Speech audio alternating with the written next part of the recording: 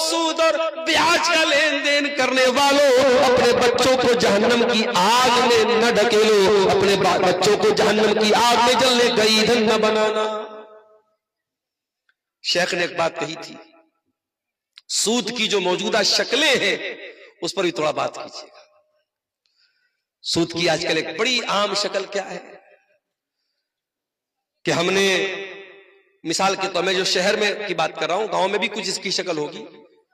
मिसाल के तौर पर मेरे पास मकान है, अब आपको किराए पर मकान की जरूरत है, आप मेरे पास आए, शेख साहब मुझे मकान चाहिए, अच्छी बात है, किराए पे चाहिए, हाँ किराए पे चाहिए। मैंने आपसे 5 लाख रुपए एडवांस में ले लिया और आपको मैंने अपना मकान रहने के लिए दे दिया, और उसके बाद आप 4 साल 5 साल मेरे मकान में रहे, मैंने आपसे कोई किराया नहीं लिया, क्योंकि मैं आपसे 5 लाख रुपए एडवांस ले चुका हूं। और उसके बाद जब आप मकान छोड़ के जाने लगे, वो 5 लाख रुपया मैंने आपको रिटर्न लौटा। इसको कहीं पगड़ी बोलते हैं, कहीं हैवी डिपॉजिट बोलते हैं, बहुत सारे इसके नाम हैं। ये हराम है। क्यों हराम है? क्योंकि शरीयत ये कहती है कि आपने मुझको जो 5 लाख रुपए दिए वो कर्ज दिए थे आपने, और कर्ज के ऊपर किसी भी तरीके का प्रॉफिट कमाना इस्लाम की नजर में सूद है। आपने 5 लाख रुपए कर्ज दिए मुझको, जो बाद में मुझको आपको लौटाना है, उन 5 लाख रुपयों पर अगर 1 रुपया भी आप मुनाफा ले रहे हैं तो वो भी हराम है। अगर आप रुपया नहीं ले रहे, कोई सर्विस ले रहे हैं, तो वो भी हराम है। इमाम अबू हनीफा रहमतुल्लाह अलैह, उन्होंने एक इंसान से कर्जा लिया, और कर्जा जब लिया, माफ कीजिए, उन्होंने कर्जा दिया था, किसी को कर्जा दिया था, और जिसको कर्जा दिया था वो पैसा नहीं दे रहा था, टाल मटोल कर रहा था। इमाम अबू हनीफा रहमतुल्लाह अलैह एक दिन उस आदमी के दरवाजे पर पहुंचे। गर्मी का मौसम था, धूप में हज़रत इमाम अबू हनीफा खड़े हुए थे। बड़ी देर से दरवाजा खटखटाया, दरवाजा खोला, इमाम साहब ने कहा भाई बाहर आ जाओ, मेरा पैसा मुझको लौटा। उसने कहा इमाम साहब ऐसी भी क्या बात है, आप मेरे दरवाजे पर आके खड़े हुए, अंदर तो चले आइए, धूप का मौसम है, गर्मी का मौसम है, क्यों अपने आप को सता रहे? अरे ठीक है, मैं आपका पैसा दे दूंगा, मैंने आपसे पैसा उधार लिया था। इमाम साहब ने कहा माफ करना मेरे भाई, मैं तुम्हारे घर के अंदर नहीं आ सकता। उसने कहा इमाम साहब पैसे का लेन देन अपनी जगह है, आप मेरे बहुत मोहतरम है, मैं आपकी बहुत इज्जत करता हूँ, बहुत सम्मान करता हूँ, आप मेरे दरवाजे पर आए, आप अंदर तो चले आइए, मैं पैसा आपका दे दूंगा। इमाम साहब ने कहा नहीं, जब तक मैं तुमसे अपना पैसा उधार वाला नहीं वापस ले लेता, मैं तुम्हारे दरवाजे की चौखट के अंदर नहीं जाऊंगा। वो आदमी बाहर आया, उसने इमाम साहब को पैसा दे दिया, इमाम साहब ने पैसा ले लिया, फिर उसके साथ अंदर गए। उसने कहा इमाम साहब आप क्यों बार बार इस बात पे जोर दे रहे थे, आप अंदर क्यों नहीं आ रहे थे? इमाम अबू हनीफा ने फरमाया क्योंकि मैंने तुमको कर्जा दिया था, और इस्लाम की नजर में कर्जा देने के बाद कर्जा लेने वाला कर्जा लेने वाले से किसी तरीके का कोई प्रॉफिट नहीं ले सकता है। मुझे मुनासिब नहीं लगा कि धूप का मौसम है, गर्मी का मौसम है, उतनी देर अगर मैं तुम्हारे घर की छाया में बैठ गया, मैंने तुम्हारे घर की हवा खा ली, तो वो भी कहीं सूद में ना आ जाए, वो भी कहीं इस कर्जे के प्रॉफिट में ना आ जाए। इसलिए जब वो कर्जे का हिसाब किताब खत्म हो गया, तब मैं तुम्हारे घर के अंदर आया। अल्लाह अकबर, ये एहतियात थी हमारे असलाफ की, और हम एक हम है कि साहब सूद और ब्याज सवार आए हमारे।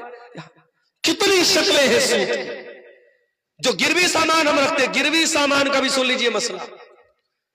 मुझे आपसे 10,000 रुपये पैसा चाहिए, उधार चाहिए, मैं आपके पास आया, आपने कहा भाई मैं ऐसे पैसा आपको उधार नहीं दूंगा, आपको गारंटी में कोई चीज देना पड़ेगा। मैंने मोबाइल दे दिया, मोबाइल मैंने आपको गारंटी के तौर पे, जमानत के तौर पे दिया था।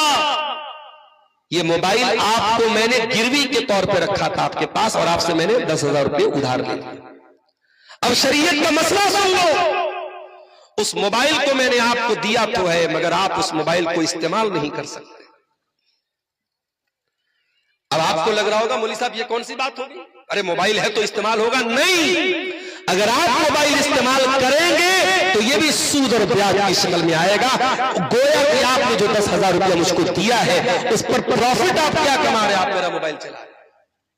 मैंने साउथ इंडिया में देखा, लोग पुरानी गाड़ी है, पुराना सामान है, इसी तरीके से दूसरों को दे देते, उनसे पैसा ले लेते और जिसको दे देते वो उसको इस्तेमाल भी करता है। हराम है ये, इसको कहीं सूद कहते हैं, कहीं बड्डी कहते हैं, कहीं ब्याज कहते हैं, जो भी नाम आप इसका रखते हैं, ये हराम है मेरे प्यारे साथियों।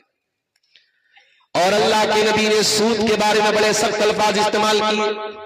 फरमाया लानल्लाहु आकिल रिबा व मुकिलहु व कातिबहु व शाहिदई। सूद खाने वाले पर अल्लाह की लानत, सूद खिलाने वाले पर अल्लाह की लानत, सूद की गवाही देने वाले पर अल्लाह की लानत, सूद लिखने वाले पर भी अल्लाह की लानत। और आपने आगे ये भी फरमाया वहुम सवा, सब बराबर है।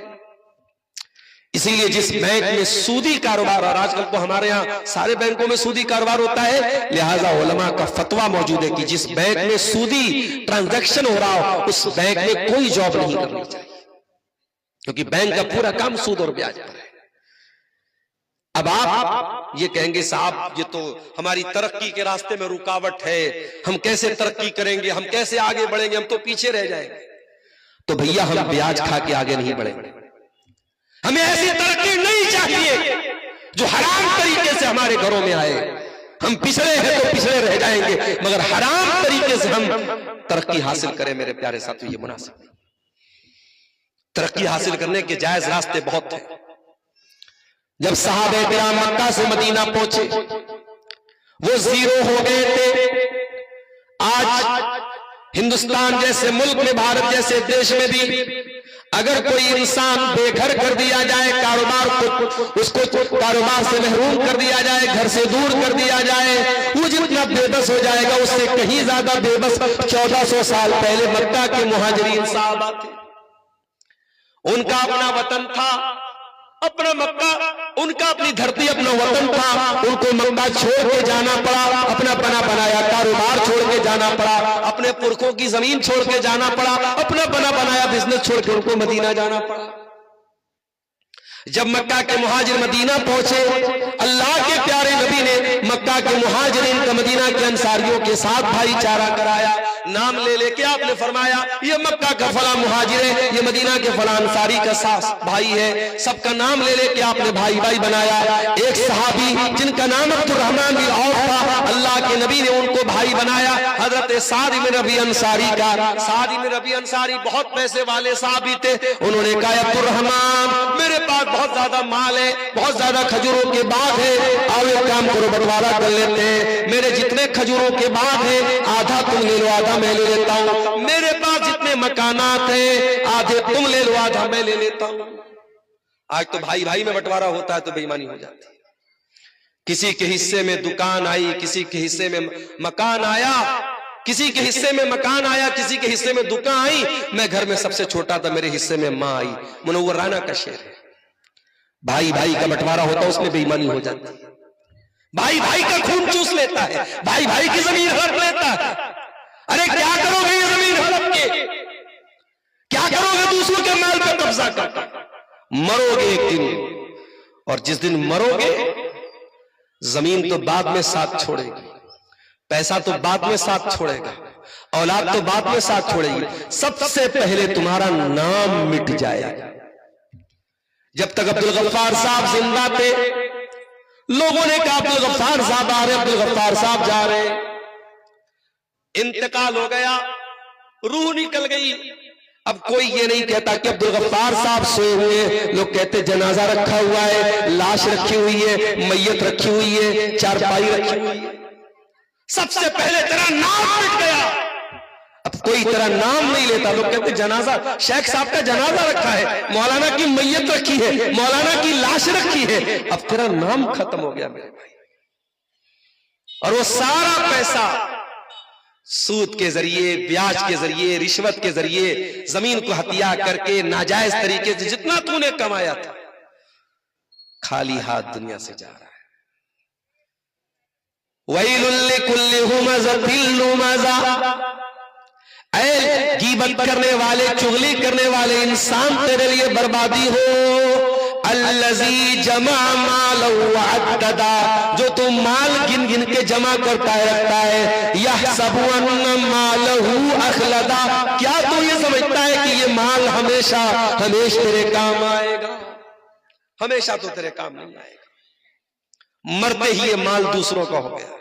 बेटों ने बंटवारा कर लिया, बेटियों को कुछ मिल गया, बेटों को कुछ मिल गया, बंटवारा हो गया, वारिसों में बंट गया। तो खाली हाथ कब्र में जाएगा। दुनिया में ब्रांडेड कपड़ा पहनता था, जैकेट लेने जाता था, अररिया की सबसे बड़ी दुकान पे जाता था, सुपौल के सबसे बड़े मार्केट में जाता था, नेपाल जाके जैकेट खरीदता था। आज मर गया। आज एक साहब ने मसला पूछा मुझसे फोन करके, मौलवी साहब, वो जो आदमी मर जाता है तो कैंची से उसके कपड़े को जो काट लेते, कपड़े का क्या करें? मैंने कहा खत्म करो भाई, जला दो कपड़े को, क्या मतलब उस कपड़े का? वो कपड़ा किस काम का है? उस कपड़े को कोई तबर्रुक बना के थोड़ी रखना है। जला दो, बहा दो, खत्म कर दो, डिस्ट्रॉय कर दो। उस कपड़े की अब कोई हैसियत नहीं। मरने वाला मर गया, उसके कपड़े में कोई बरकत नहीं रहती। अल्लाह अकबर। दुनिया में हम कुर्ता खुद पहनते हैं, पैजामा खुद पहनते हैं, सदरी खुद पहनते हैं। मर गए तो कितने बेबस हो गए।